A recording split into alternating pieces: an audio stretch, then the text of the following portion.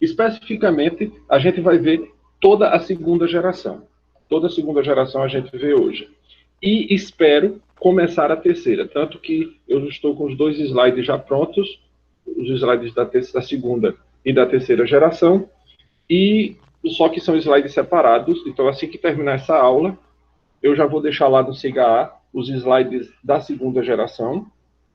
A da terceira, eu espero que a gente comece, mas a gente não vai concluir hoje. A terceira geração termina na sexta-feira, certo?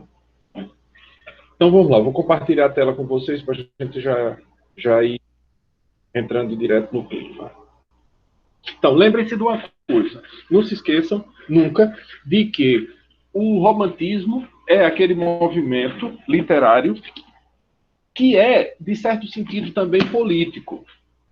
Porque os autores românticos acreditavam que eles tinham a responsabilidade de formar o espírito do povo brasileiro. Claro, eu estou dizendo o espírito do povo brasileiro porque a gente está estudando literatura brasileira. Mas se você vai para a literatura alemã, os românticos estavam também se incumbindo dessa mesma coisa, de formar o espírito dos alemães. Se você vai estudar o romantismo espanhol, lá também eles estavam com essa mesma pretensão, de formar o espírito do povo espanhol, porque é por essa época, do início do século XIX, que começam a aparecer na Europa continental, porque a gente vai deixar sempre a Inglaterra fora dessa jogada por aquelas razões que eu expliquei na aula passada. Então, na Europa continental estavam surgindo as primeiras constituições. Que eram essas constituições, portanto, que fazia com que você não fosse simplesmente europeu, você não fosse simplesmente súdito de um tal ou qual rei, você passava a ser pertencente, cidadão de uma nação. E esperava-se que aquele povo, que aquela nação tivesse um determinado proceder, fosse em gestos, mas em pensamentos, em atitudes, em expectativas. Era isso que se esperava com essas constituições, né?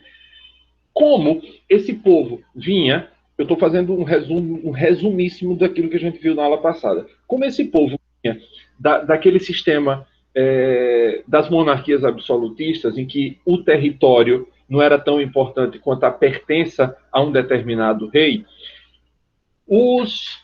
uma classe, uma elite, que era a elite burguesa, eu acho que eu já expliquei numa das aulas, na aula passada, obviamente, porque essa é a nossa segunda semana, que a elite, a burguesia, ela tem 3 passos a dar. A gente já viu, falei muito rapidamente, que o primeiro passo foi o passo cultural, o primeiro passo econômico que eles deram e que causou a queda do feudalismo. Depois eles perceberam, alguns séculos depois, no século do neoclassicismo, do humanismo, do classicismo do classicismo para o barroco, ou do humanismo para o classicismo, esses burgueses que já tinham o poder econômico perceberam que não bastava ter dinheiro, precisava ter cultura. Então, começaram a se interessar pelo estudo das artes. Nessa mesma época, coincide com a vinda dos padres da Igreja Católica Ortodoxa, da Igreja Grega, que vem consigo trazendo as riquezas que eles tinham, que eles consideravam as grandes riquezas que eles tinham, que não eram ouro, prata, joias, nada disso, eram os escritos, os livros da literatura greco-clássica, os livros da filosofia. Então, foram essas coisas que esses padres trouxeram consigo, e chegando aqui no Ocidente, especialmente ali pelo norte da Itália, sudeste da França, eles começam a ensinar as pessoas grego, para que essas pessoas tivessem acesso a essas obras no original. Então, os burgueses perceberam ali uma grande empreitada. Agora a gente está no final do século XVIII, especificamente, na verdade, um pouquinho depois do meio do século XVIII, 1776, que, vamos dizer, é o grande triunfo da burguesia, é o início do grande triunfo do terceiro passo da burguesia, que era o domínio político.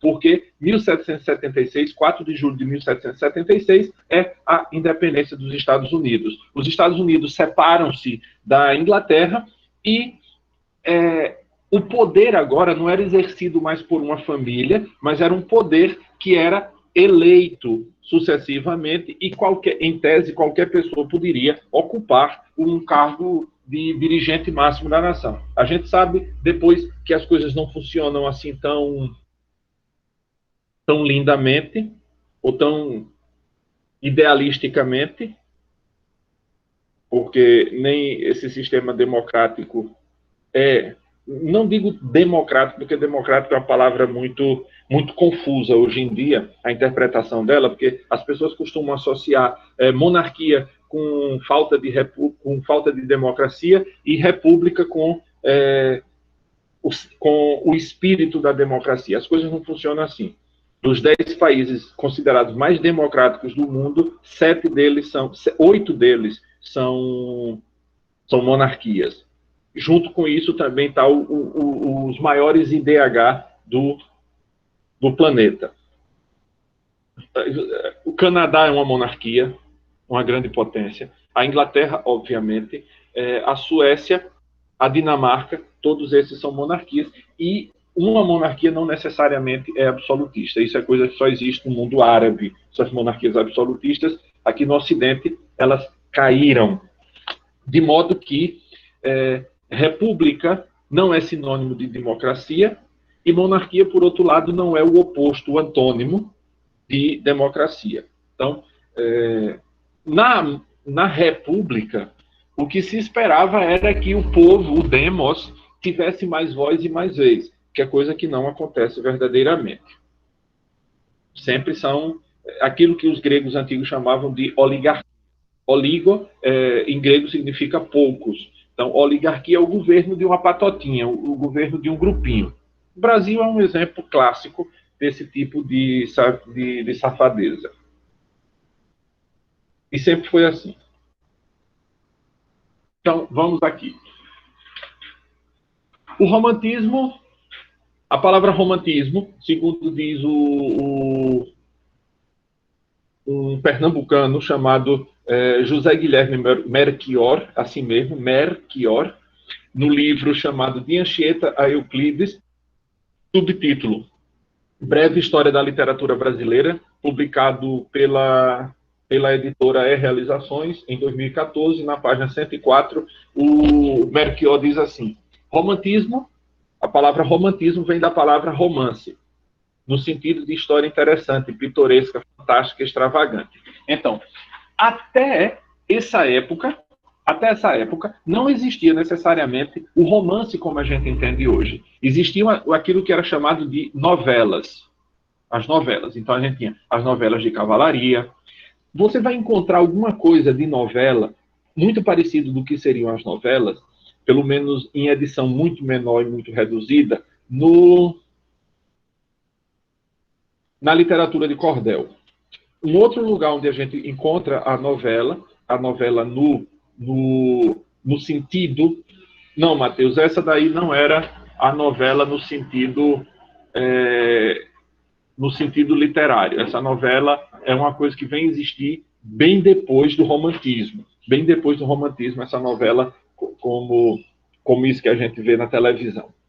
Então, um exemplo clássico de novela, vamos dizer, é o Dom Quixote de La Mancha. É um exemplo clássico de novela. Depois você tem, das características, retomando meio aquilo que a gente viu, né, especialmente dessa segunda geração, a segunda geração é marcada por um estado psicológico doentio.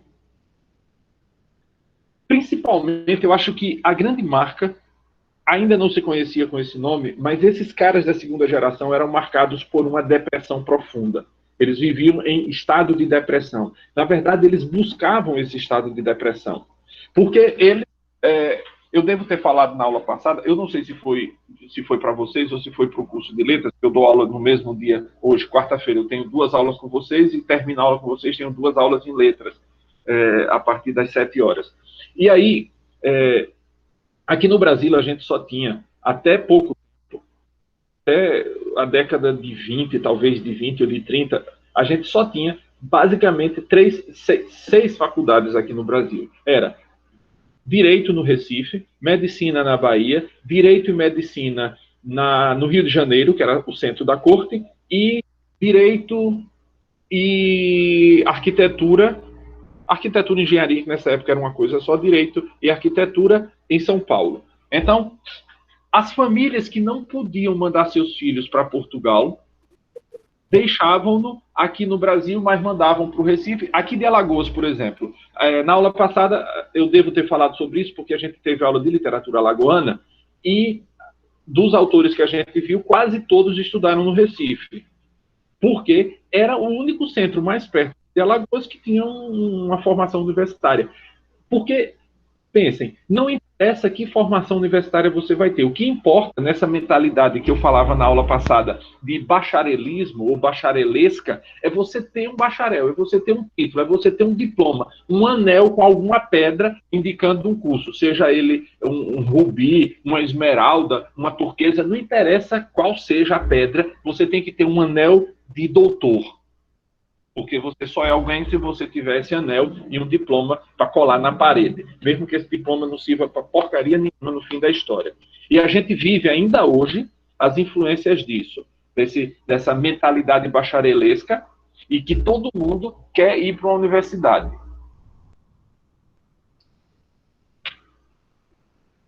E aí eu disse isso por quê? Porque esses caras, quando a gente viu a primeira geração, era para eu ter comentado uma coisa, que da Canção do Exílio, o Gonçalves Dias. Gonçalves Dias, quando escreve a Canção do Exílio, estava em Lisboa, porque a família dele era do Maranhão, e ele é mandado para Lisboa para estudar ali. E lá, ele se sentia exilado. Então, ele compôs a Canção do Exílio, Minha Terra tem palmeiras, onde cantam os sabiás, aves que aqui gorjeiam, não gorjeiam como lá, porque ele se sentia exilado. Não que ele tivesse, de fato, exilado politicamente ou economicamente, ou o que quer que seja. Ele estava lá porque a família queria que ele tivesse um título. Então, mandaram-no para Portugal para estudar. O fato é que os românticos, não tantos da primeira geração, quanto especialmente essa galera da segunda geração, estava preocupado em farrear. O negócio dele era tomar cachaça e andar em cabaré. Era isso que eles queriam. Por isso, muitos deles, especialmente essa galera da segunda geração, que é uma galera... Uma das palavras-chave dessa geração é o mal do século. O que é o mal do século? Você vai ter um monte de coisas. Alguns vão associar o mal do século como sendo a tuberculose, pela quantidade de gente que ficava bêbado nos bordéis, aí o dono dos bordéis jogava no bêbado lá na sarjeta, no esgoto, e ele passava a noite ao relento e não se tratava e terminava pegando pneumonia e morrendo, pneumonia, tuberculose, e morria dessas doenças. Muitos desses autores da segunda geração, principalmente, morrem tuberculosos ou por consequências da pneumonia. E não só aqui. Na Europa, estava um surto de suicídios por causa da publicação do livro de Goethe chamado Sofrimentos do Jovem Werther. As pessoas tomam aquilo ao pé da letra e as pessoas liam com a mentalidade fraca e entravam em depressão. E como a depressão, até hoje, é uma coisa complicada de lidar, um colega meu que tem depressão uma vez disse-me: olha, Hudson, uma pessoa com depressão todos os dias procura um jeito de se matar. Então, esses caras da segunda geração, distante da família, distante dos amigos de onde eles vinham, então o cara saía do Maranhão, era jogado em São Paulo e ali ficava para estudar, recebia a mesada dos pais, esses caras foram alimentando esse espírito depressivo. Então, na minha concepção, o mal do século era a depressão. Se o romantismo é marcado por um sentimentalismo, a segunda geração é marcada por um sentimentalismo super exagerado. Porque todos os sentimentos para a galera da segunda geração estavam à flor da pele.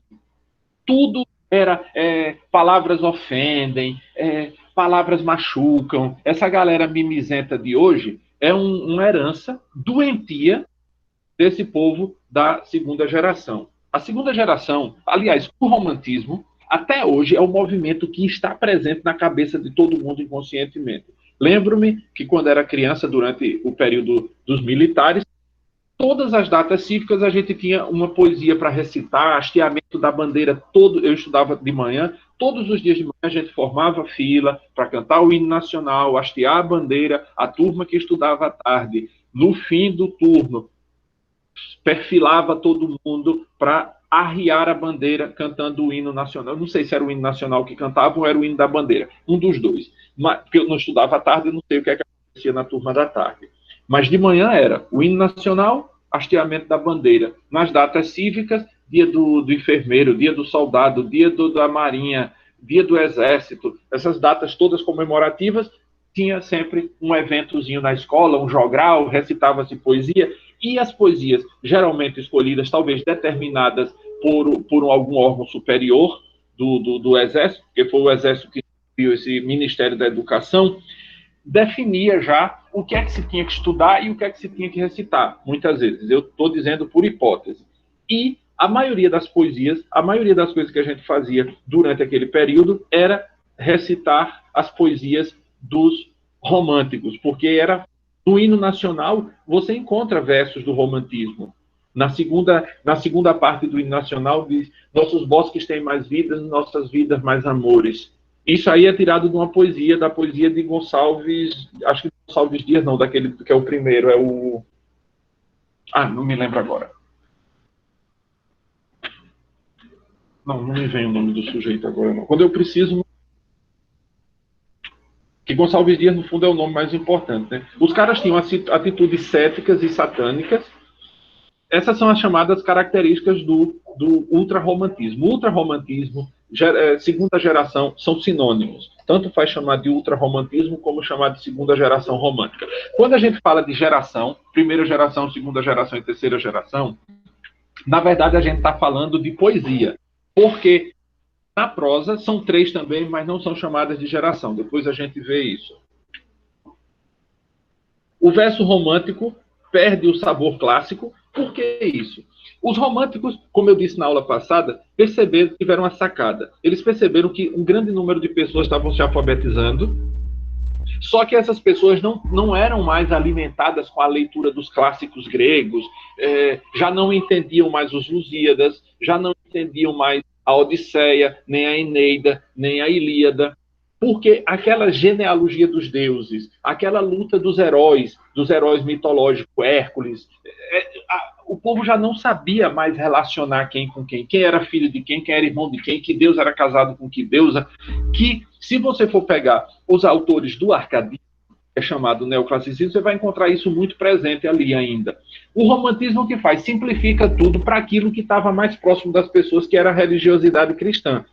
Por quê? Em não havendo outra possibilidade, a única coisa de diversão que o povo tinha era, no domingo e dias santos, que eram muitos, era ir para a missa.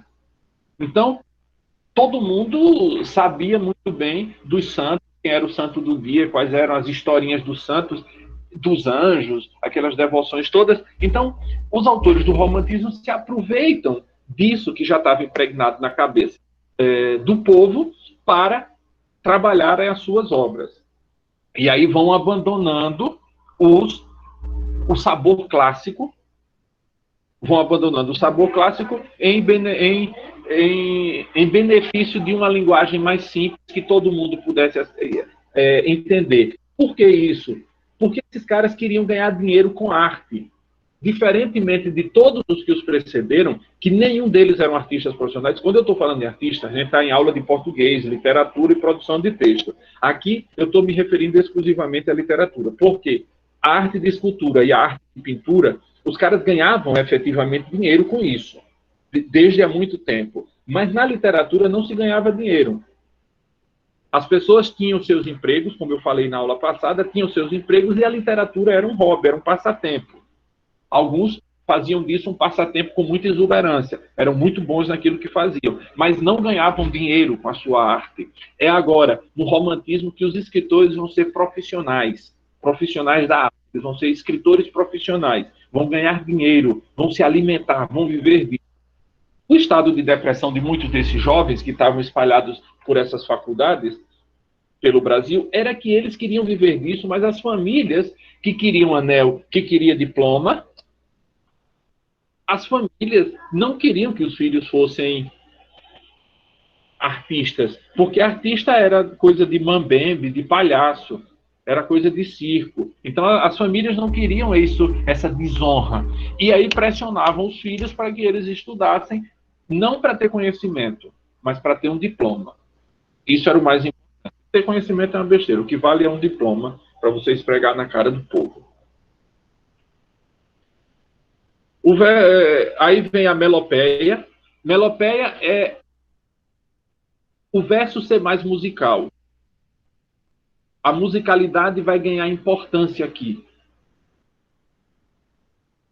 A criação melódica.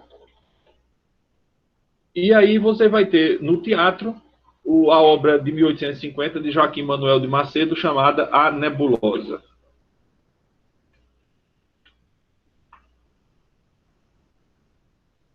Vou falar aqui um pouco sobre Joaquim Manuel de Macedo.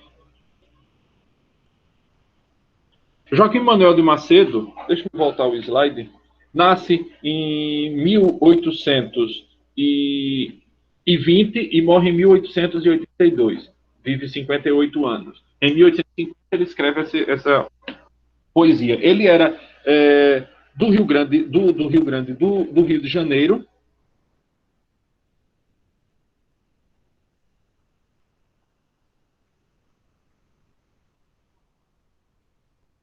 Era uma subliteratura de gosto de massa. E só o aparecimento da narrativa desse fluminense, desse cara do Rio de Janeiro, Joaquim Manuel de Macedo, comprometeu o sucesso absoluto do iniciador do romance melodrama em verde e amarelo, com a publicação de A Moreninha em 1844.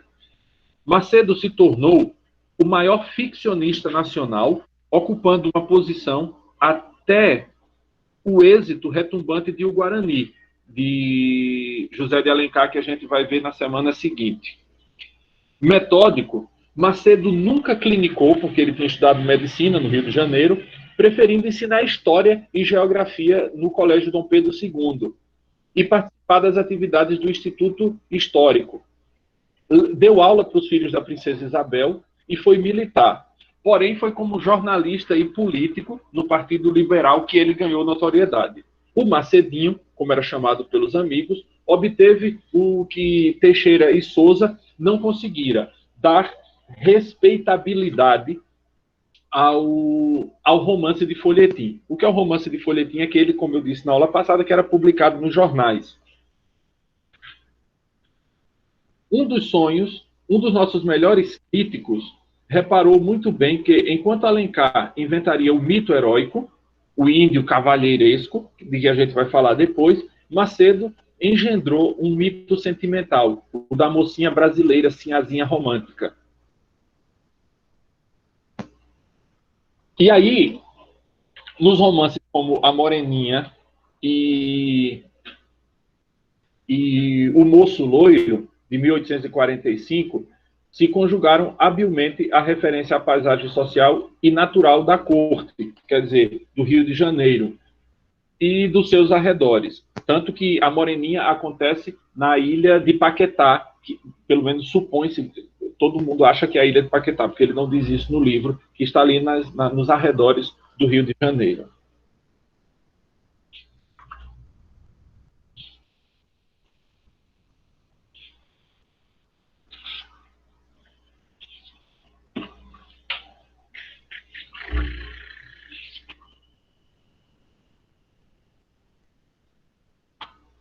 No polo oposto, conviria colocar a poesia igualmente fluida de Laurindo José da Silva Rabelo, que nasce em 1826 e morre em 1864. Carioca, médico, mulato, vagamente cigano, improvisador famoso dos ciclos boêmios do Rio e de Salvador, em suas trovas de 1853, cantam sentimentos singelos, em redondilhas dengosas, cheias de de graciosas imagens florais. O que são redondilhas? Existem dois versos que são chamados de redondilhas. São as redondilhas menores, versos de 5 sílabas poéticas, e as redondilhas maiores, versos de 7 sílabas poéticas. A gente viu na aula passada um exemplo de uma redondilha maior naquele Ijuca Pirama. Aquele versinho que eu recitei para vocês era em redondilha maior.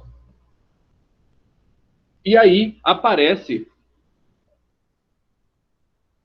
com uma graciosidade semelhante, distingue-se a lírica do cearense Juvenal Galeno, nascido em 1836, morto em 1931, quase 100 anos,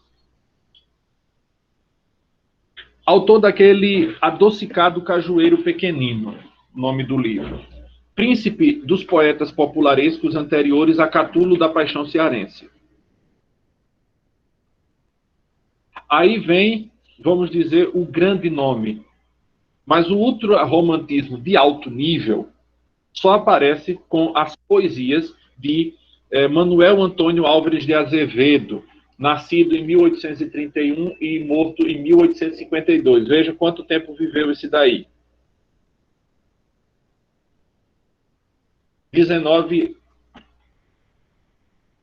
21 anos. 21 anos. Filho de ilustres famílias da Pauliceia, Álvares de Azevedo foi, a princípio, educado no Rio, passando do Colégio Pedro II à Faculdade de Direito do Largo do São Francisco, em São Paulo. No ambiente universitário paulista, é que, sem deixar de ser ótimo aluno, entregou-se à vida desgraçada, desregrada das repúblicas de estudantes, em camaradagem com os mineiros Aurélio Lessa e Bernardo Guimarães.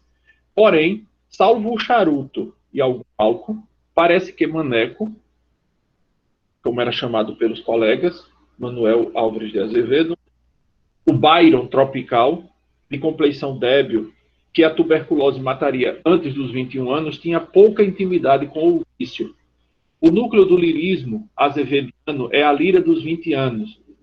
Esse era um dos textos que a gente tinha que ler muito na minha época de escola. Dividida entre o tom elegíaco, o lamento nostálgico ante o amor e a morte. A morte é um dos temas mais queridos dessa galera da segunda geração, né, do ultrarromantismo. E uma veia humorística que submete as próprias obsessões do romantismo a desmistificações prosaicas na segunda parte da obra dele, um inesperado exemplo brasileiro de ironia romântica.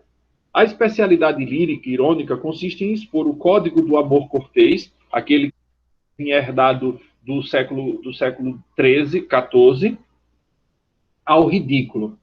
A Beatriz é, sem deixar de ser amada, uma prosaica plebeia. Esse verso que tem aí, cujo título é esse daqui, olha. É ela, é ela, é ela, é ela. Esses 4 vezes que aparece ela é o título da poesia.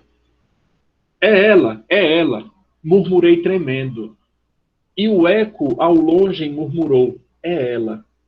Eu a vi, minha fada aérea e pura, minha lavadeira na janela. Vejam aqui, aqueles elementos míticos que eu falei para vocês, né? Fada, aérea e pura.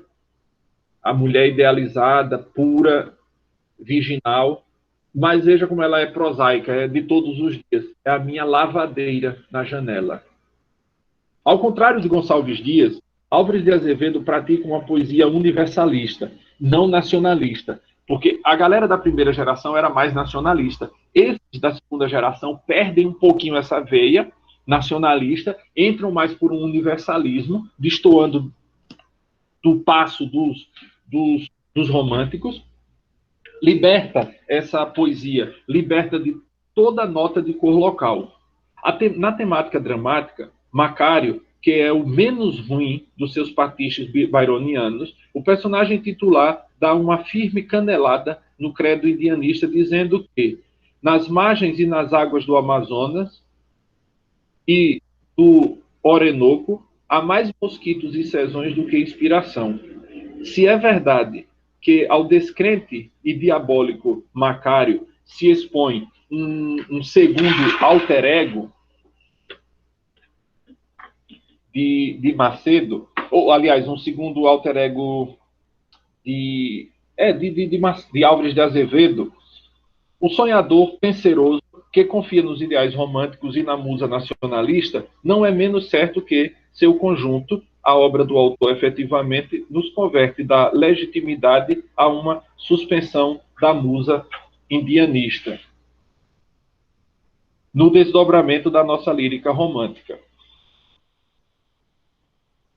Outro tanto, parece que eu passei aqui, está ali embaixo.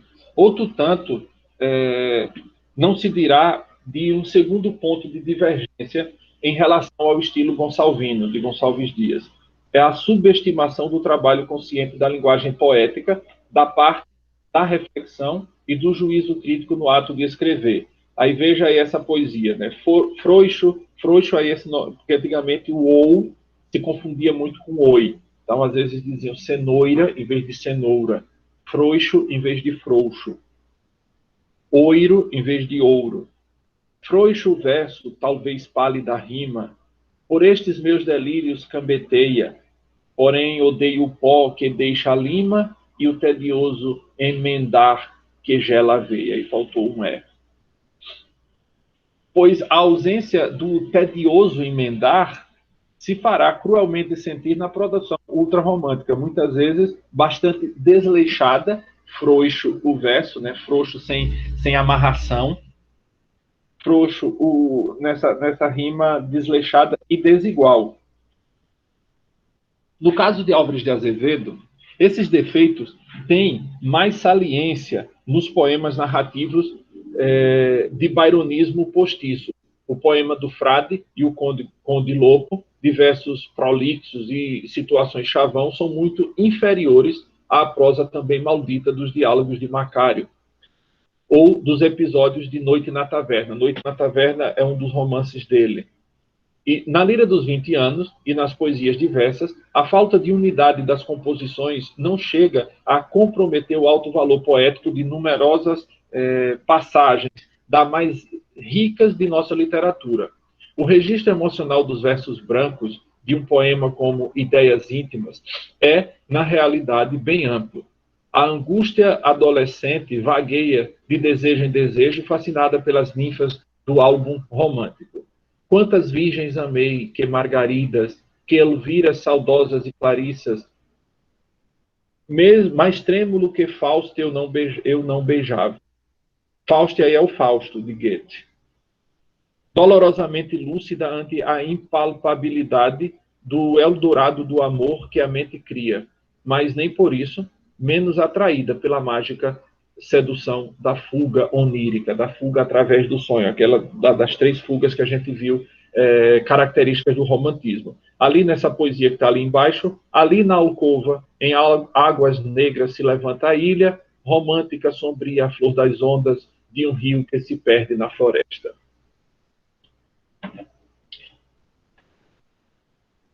Quando em meu peito rebentar a fibra, que o espírito enlaça a dor vivente, não derramem por mim nenhuma lágrima em pálpebra demente, e nem desfolhem na matéria impura a flor do vale que adormece ao vento. Não quero que uma nota de alegria se cale por meu triste passamento. Isso aí é o pressentimento da morte, é um tema muito caro aos ultrarromânticos, né? O satanismo também é presente no que cede totalmente a uma tristeza quase infantil, que anuncia o sentimentalismo doce e infantil de Casimiro de Abreu. Se eu morresse amanhã, viria ao menos fechar meus olhos, minha irmã, minha mãe, de saudades morreria, se eu morresse amanhã. É o lirismo da confidência, das efusões derramadas numa atmosfera fortemente masoquista. Lirismo que aguça a nostalgia romântica, transformando essa nostalgia em volúpia da dor e da insatisfação. Quando à noite no leito perfumado, lânguida fronte, isso aí é separado, depois eu corrijo isso. Lânguida fronte no sonhar reclinas, no vapor da ilusão porque te orvalha, pranto de amor às pálpebras divinas. E quando eu te contemplo adormecida, solto o cabelo no suave leito, porque um suspiro tépido ressona e desmaia suavíssima em teu peito. A casta distância da bela adormecida à moda de Musset, a noiva irmã longínqua e próxima, que o amoroso cobiça sem possuir, é o fundamento da inspiração erótica de Álvares de Azevedo. Mário de Andrade estudou com firmeza, com fineza, com detalhes, nele e em Casimiro, né, em Álvares de Azevedo e em Casimiro de Abreu, esse misto de sensualidade e inibição, o complexo tão adolescente de amor e medo.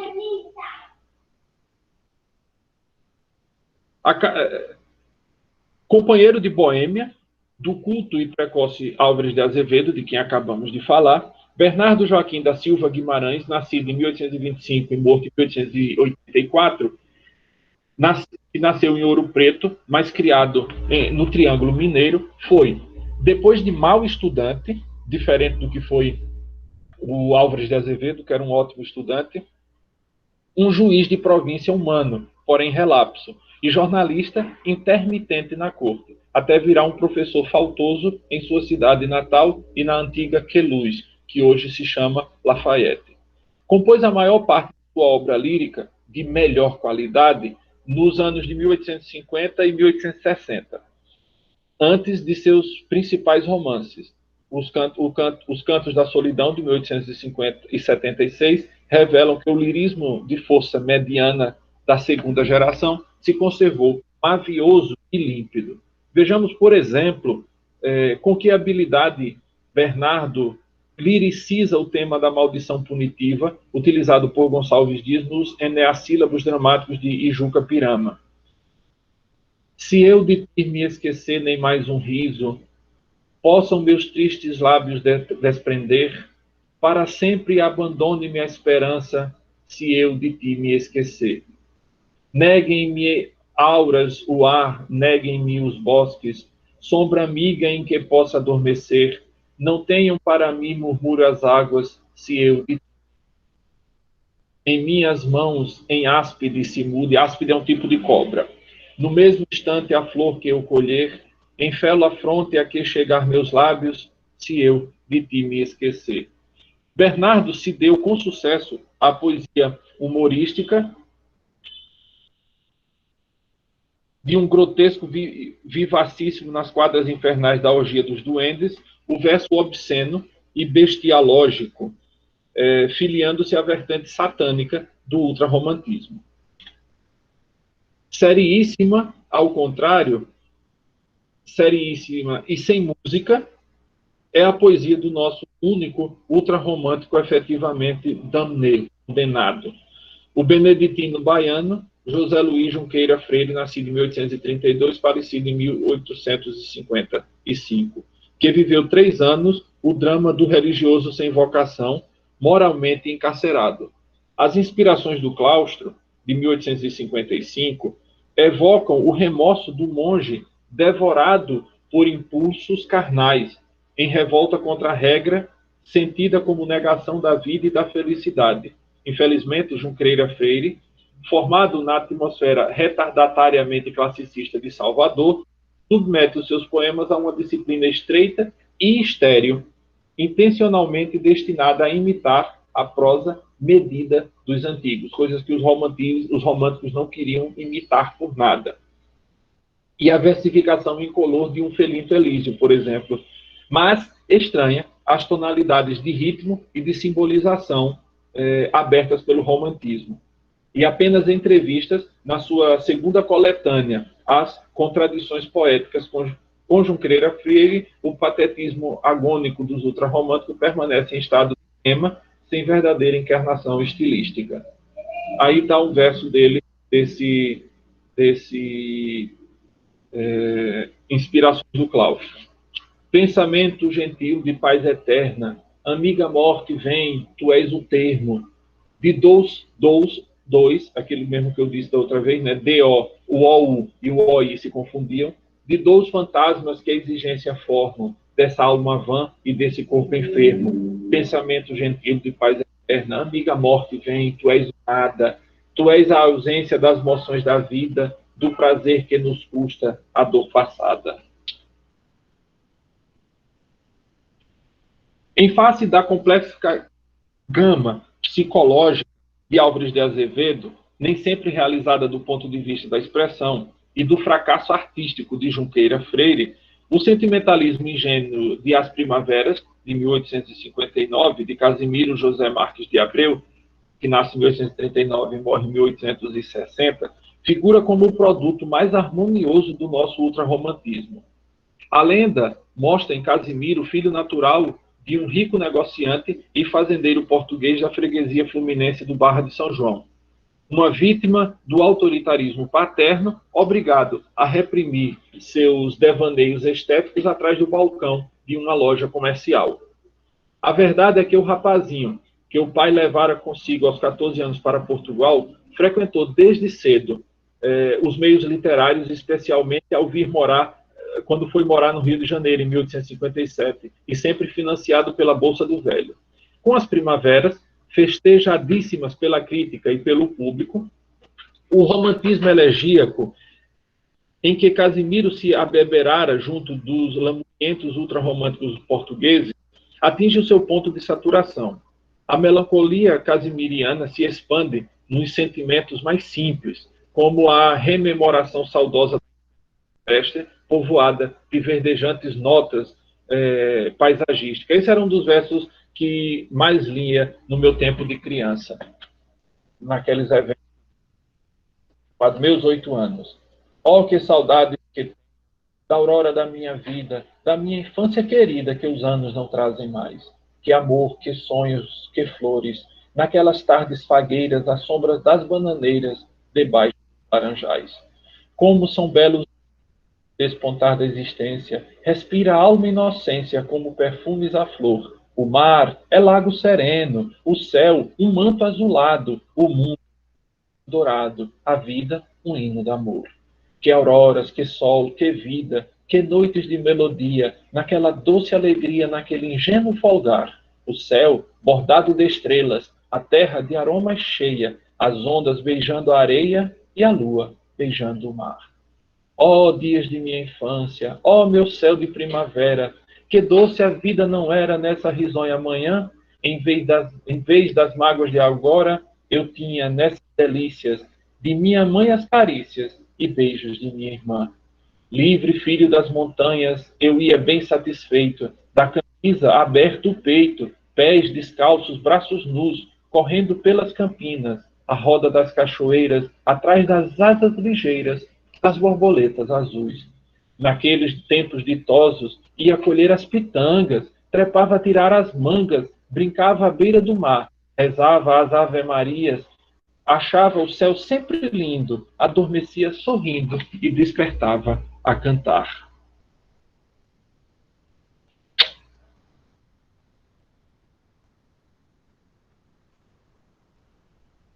A gente pode dizer que o Brasil inteiro, de determinada época, decorou com prazer esses versos fáceis, veículos de emoções singelas, simples, pueris. Porém, a textura anímica do seu lirismo se torna mais rica, mais diferenciada nos célebres decassílabos sáficos de amor e medo. Quando eu te fujo e me desvio cauto, da luz de fogo que cerca, ó bela, contigo dizes, suspirando amores, meu Deus, que gelo, que frieza aquela. Como te enganas, meu amor é chama, que se alimenta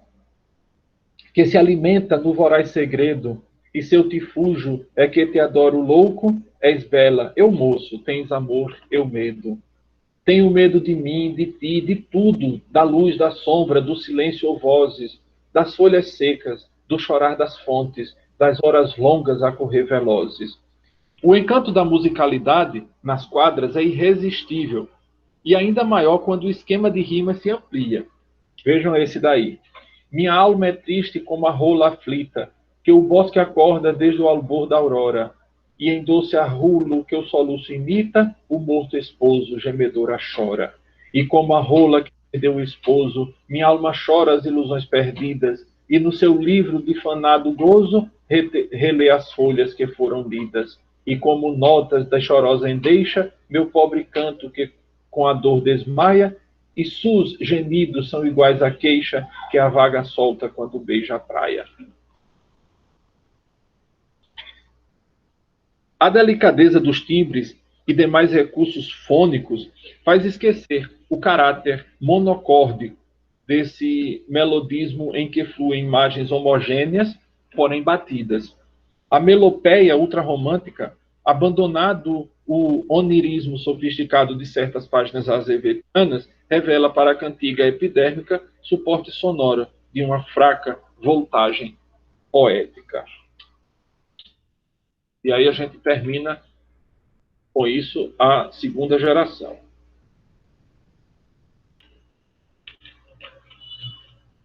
A terceira geração já está muito mais perto das características do realismo, porque já começa a ser influenciada por uma visão marxista de mundo.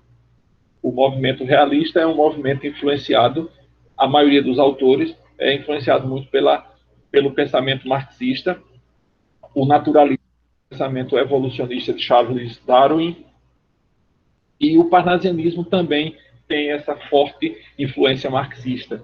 Portanto, a eleição de grupos minoritários para fazer deles o objeto de salvação.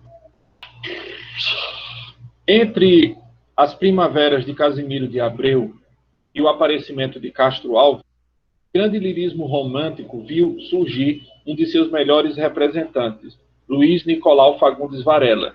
Nasce em 1841 e morre em 1875, em cuja obra se cumpre esse período de transição do ultrarromantismo para a poesia social dos chamados condoreiros. Varela nasceu numa fazenda fluminense e morou mais de uma vez e mudou mais de uma vez de residência, em função da carreira do pai, um magistrado e político na província do Rio de Janeiro. Lembrando que é aquilo que eu disse na aula passada, né? Província é sinônimo do que hoje a gente entende por estado. Aos 18 anos, vai estudar em São Paulo, na intenção de formar-se em Direito, curso que não chegou a completar. Levou uma vida desregrada, arruinou seu casamento e sofreu cruelmente a perda de um filhinho. Depois de tentar perfazer os estudos, completar os estudos no Recife e de novo em São Paulo, retorna, viúvo, à fazenda natal. Sempre erradio, malgrado um segundo casamento, viverá escrevendo, perambulando e bebendo sem pouso certo, até morrer em Niterói, de onde fazia incursões esporádicas nos meios intelectuais da corte. Trata-se de da biografia mais romântica de todos os do nosso romantismo. Seu livrinho de estreia, chamado Nocturnas, de 1861, equivale a um resumo do ultrarromantismo azevediano e casimiriano, empregando a melodia ultrarromântica em uma fórmula mais embaladora, em sua forma mais embaladora, verso longo, ímpar, de rima interna. Nas horas tardias que a noite desmaia, que rolam na praia, rima interna. Veja, essa daqui rima com essa. Essa rima com essa. Imensas com extensas, dormindo com sorrindo. Isso é rima interna. Em vez de rimar aqui no fim, ele rima azuis com luz. Rima aqui e rima essa com essa. Nas horas tardias que a noite desmaia, que rolam na praia mil vagas azuis, e a lua cercada de pálida chama, nos mares derrama seu pranto de luz. Eu vi entre os flocos de névoas imensas, que em grutas extensas se elevam no ar, um corpo de fada serena dormindo, tranquila sorrindo, num brando sonhar.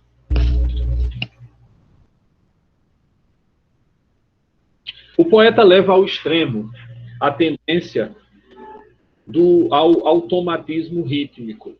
Para uma leitura exigente, as vantagens da musicalidade ficam, em parte, anuladas pela imagística standard, padronizada, O tipo de estrofação termina favorecendo rimas empobrecidas, como esse mecânico imensas e extensas,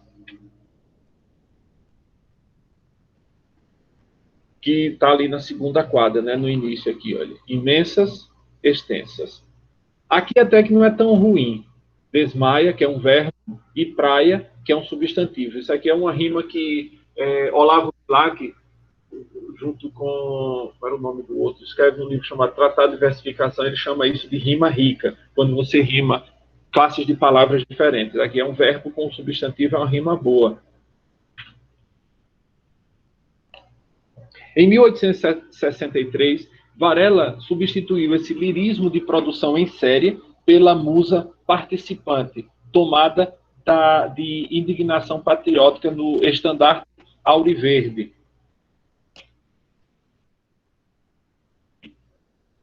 E apaixonada pelo abolicionismo, que era uma das grandes características dessa terceira geração, era o abolicionismo.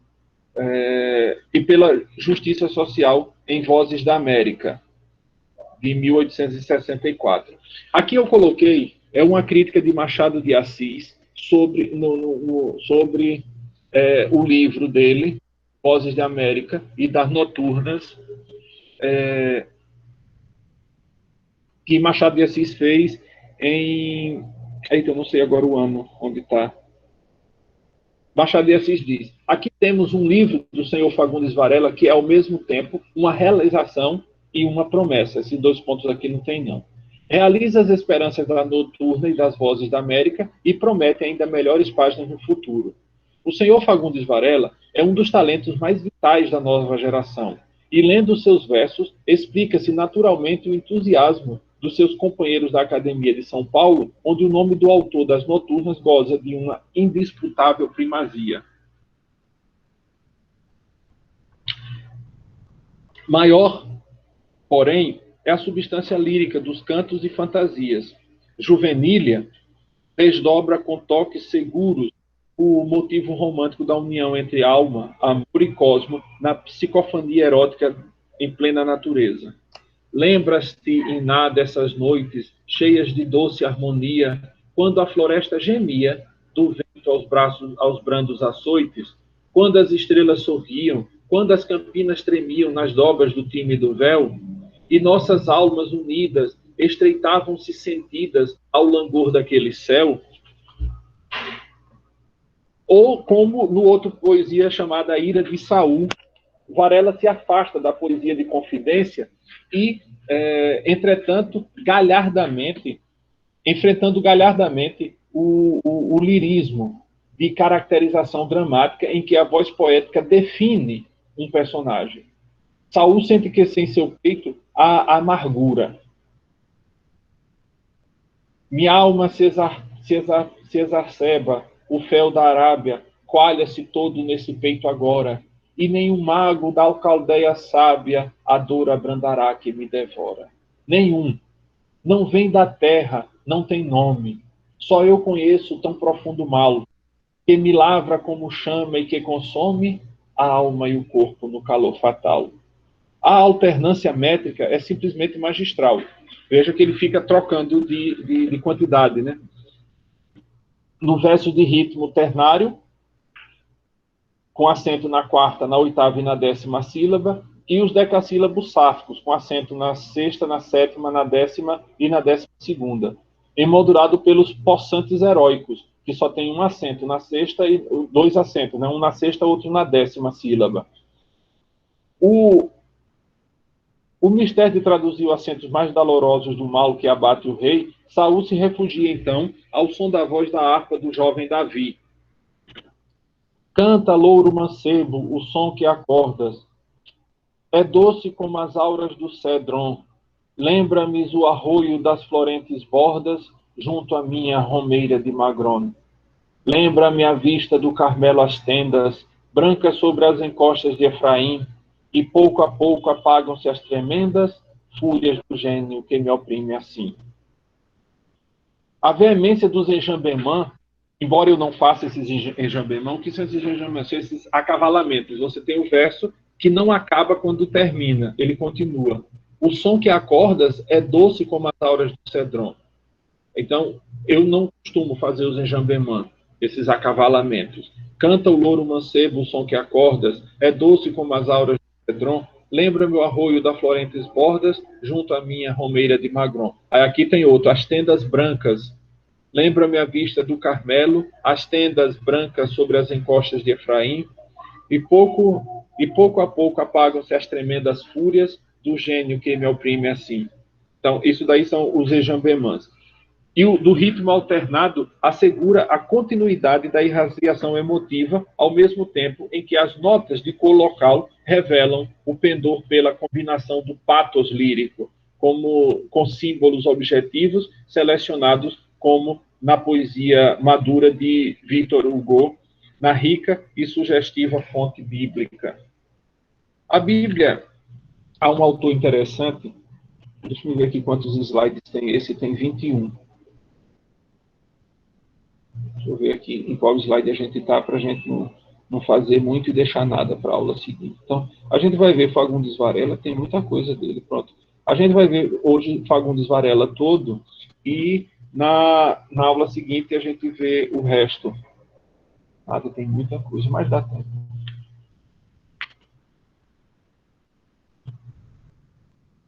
Professor, Oi? licença, eu posso fazer uma pergunta? Pode sim.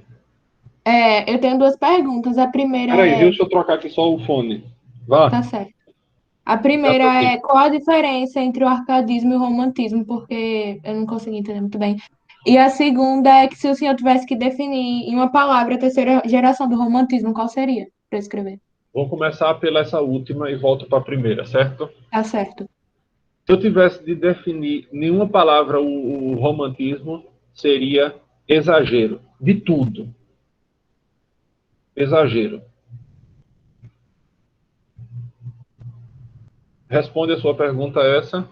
Sim, entendi. Porque eles exageram nos sentimentos, eles exageram no nacionalismo, eles exageram em transformar os índios em heróis, só que é uns heróis à moda. A gente vai ver isso melhor quando for estudar o romance romântico. Aí a gente vai ver melhor isso. Mas eles exageram transformando o índio num cavaleiro medieval, praticamente.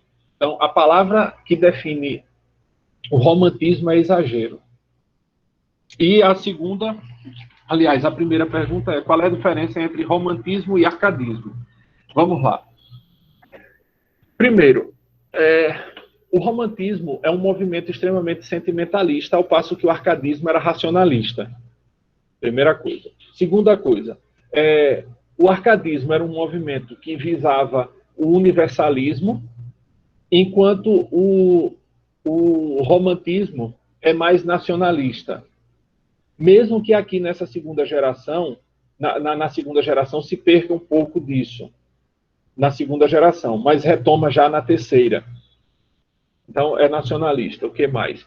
O arcadismo usa uma linguagem mais rebuscada, mais trabalhada, mais difícil. O romantismo usa uma linguagem mais simples, a linguagem de todos os dias, que qualquer pessoa sem muito estudo poderia entender as poesias dele. Outra coisa, no arcadismo, como é um molde, é um decalque do classicismo, o que acontece no arcadismo é que eles usam muito o paganismo, as religiões pagãs, a figura dos deuses, ainda que, se você olhar as obras tanto do classicismo quanto do neoclassicismo, o neoclassicismo é isso que você chamou de arcadismo, é o mesmo nome são dois nomes diferentes para a mesma coisa, neoclassicismo ou arcadismo, certo? Eles, enquanto privilegiam as imagens, as figuras, trazidas pelo paganismo clássico, presente nas obras literárias de Homero, de Virgílio. Inclusive, se você for ler os Lusíadas de Camões, que é do classicismo português, século XVI, você vai ver que também lá está presente essa história desse classicismo, sem, no entanto, perder de vista, no caso do classicismo, o Deus cristão, porque ali eles viviam muito mais na aba da igreja, porque estava rolando a Inquisição com muita força, né, de perseguição por aquela época. Não que no neoclassicismo não houvesse isso, mas no neoclassicismo a galera no arcadismo a galera usava nomes falsos, né, pseudônimos, nomes artísticos. Então era difícil identificar que Tomás Antônio Gonzaga era Dirceu na poesia, que Gloucester Saturno, o nome artístico, era Cláudio Manuel da Costa, entende? Então, eles tinham a liberdade de não se submeterem às obrigações religiosas, e, portanto, a poesia Árcade é muito marcada pelo paganismo clássico, ao passo que o romantismo, como eu disse no início dessa aula, eles estavam voltando, pegando aquela coisa que era próxima dos ouvintes, que era a linguagem do cristianismo. Não estou dizendo com isso que eles quisessem fazer uma obra religiosa, diferente dos barrocos. Eles usavam a linguagem que era mais fácil para as pessoas compreenderem, porque eles queriam vender. As obras românticas, alguns autores vão dizer que eles não têm muita qualidade literária porque eles estavam preocupados com a venda.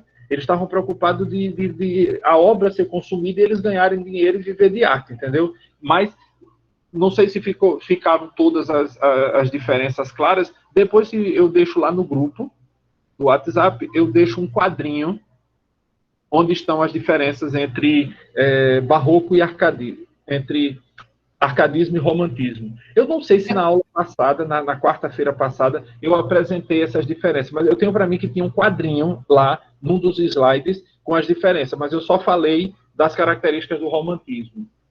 Entendi, professor. Obrigada, viu? As ordens.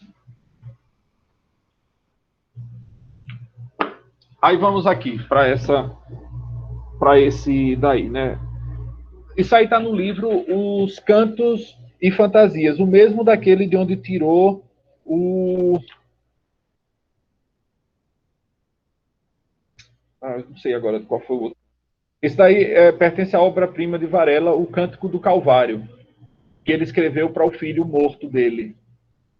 Eras na vida a pomba predileta, que sobre um mar de angústias conduzia, o ramo da esperança eras a estrela que entre as névoas do inverno cintilava. Apontando o caminho ao pegureiro, eras a messe de um dourado estio, eras o idílio de um amor sublime, eras a glória, a inspiração, a pátria, o porvir de teu pai. Ah, no entanto, pomba, varou-te a flecha do destino, astro, engoliu-te o temporal do norte, teto, caí, crença, já não vives.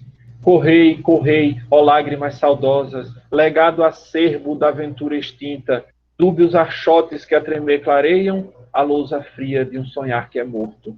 Correi, um dia vos verei mais belas que os diamantes de Ofir e de Golconda, fulgurar na coroa de martírios que me circunda a fronte cismadora.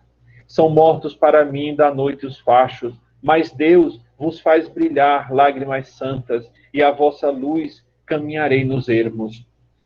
Aí contém, nesses versinhos, contém uma das maiores concentrações de metáforas funcionais da poesia brasileira. Metáforas poderosamente orquestradas e desenvolvidas, como as lágrimas chamas, que ele fala aqui, ó, da noite os fachos. Facho é uma chama. Lágrimas santas.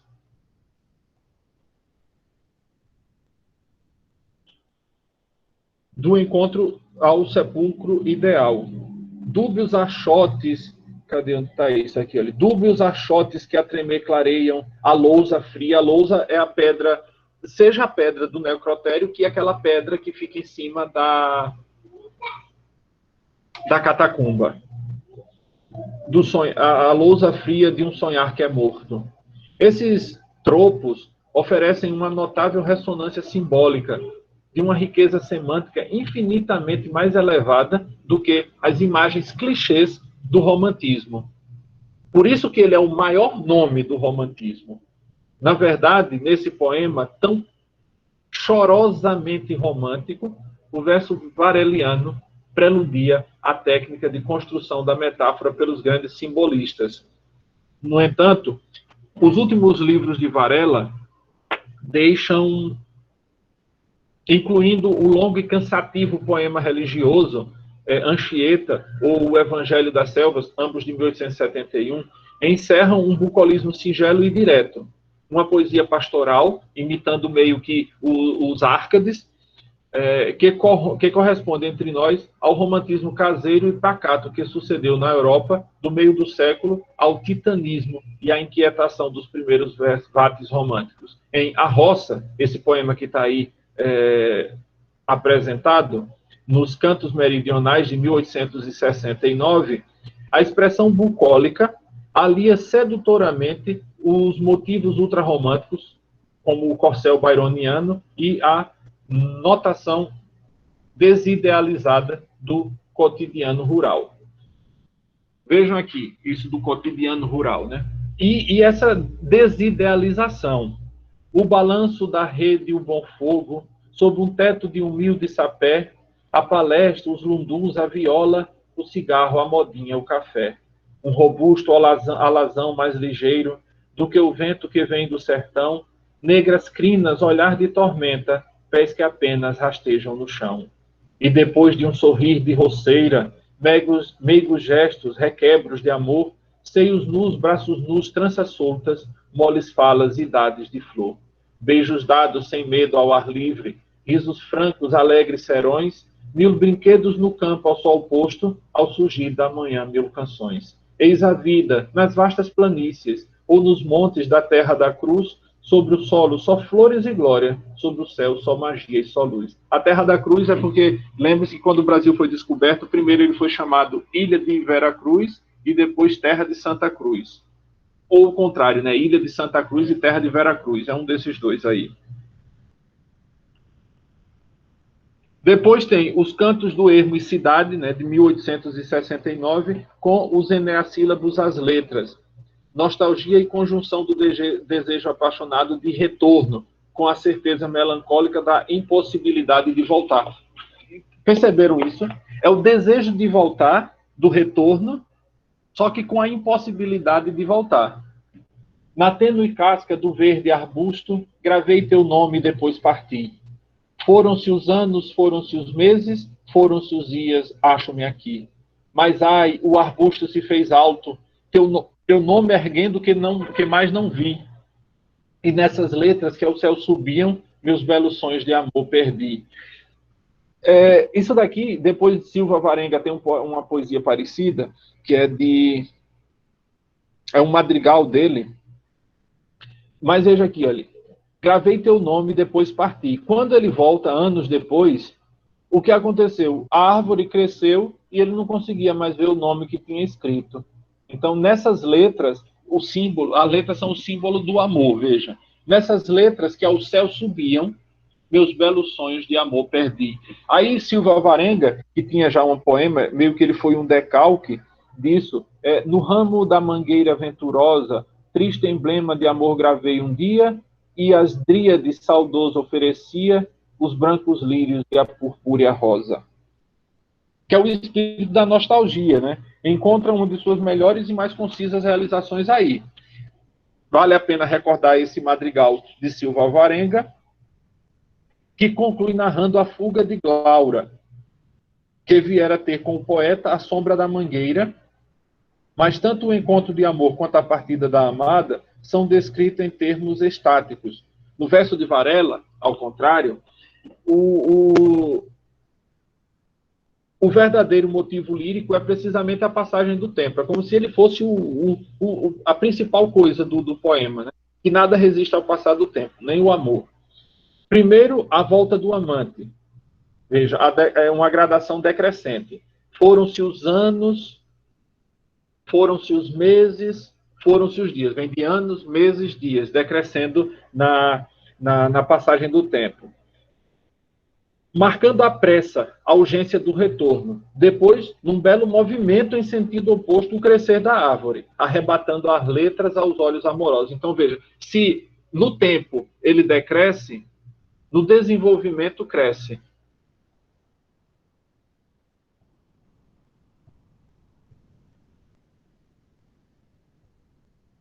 Mas a viagem de volta, desse retorno que ele queria fazer, ficou neutralizada pelo crescimento da árvore, que exprime o distanciamento do ideal. E nessas letras que ao céu subiam, meus belos sonhos de amor perdi. As letras expõem a situação dramática mais típica da alma romântica.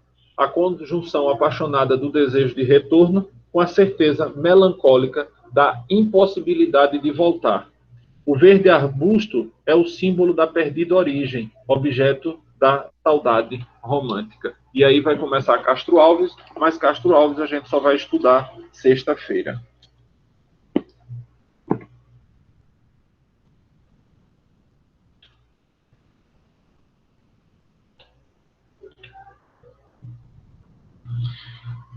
Eu sei que foi puxado, mas fortunadamente a aula vai ficar gravada para vocês terem a possibilidade de ver e rever essa aula. Como é que eu aconselho vocês a fazerem isso? Vejam que eu estou deixando o link, tanto o link, eu deixo o link lá no SIGA, é um link do YouTube. Eu deixo essa aula, ela fica, como é que chama? Não listada, quer dizer, só quem tem esse link é que pode ver essa aula. Por isso que eu deixo lá no SIGA, porque ele fica marcado na aula. Então, assim que eu terminar, eu vou parar aqui a gravação, porque daqui a pouco ele já sobe, mas hoje mesmo eu já coloco, porque daqui a pouco eu vou dar aula para letras, e quando eu terminar a aula de letras,